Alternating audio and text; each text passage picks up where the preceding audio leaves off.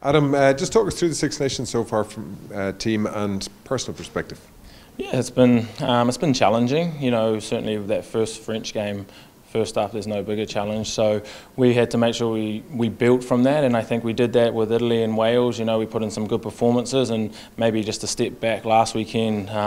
But we're looking for a big turnaround and reaction from that coming up this weekend. What about the difference between the Wales and Scotland? Tough as an international coach, I'd imagine. Yeah, it was, you know, and I really think it was to do with more our mental preparation and how we got that right over the weekend before the game, more so than the physical side of things. So that's something that is a challenge for every player, but certainly one for this group to try and get right this weekend. Yeah, I suppose the players themselves will learn a lot, but I suppose I'd imagine you will have as well.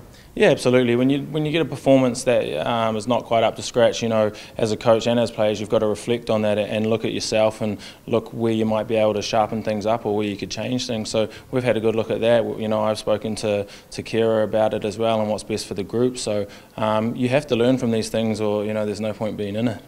And looking ahead into the weekend, England, very decent team, have been for a long time. Yeah, it's a huge challenge for us, and them coming off a loss probably doesn't help us either. But they have some good players in there, some star quality. So we're going to have to go there, and as I spoke about, getting that mental preparation right.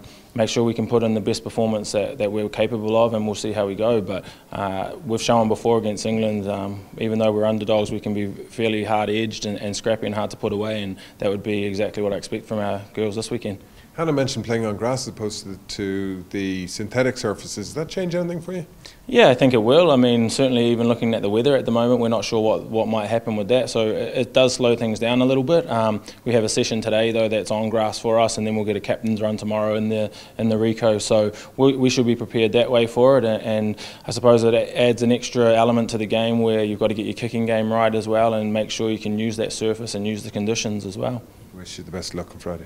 Thank you very much.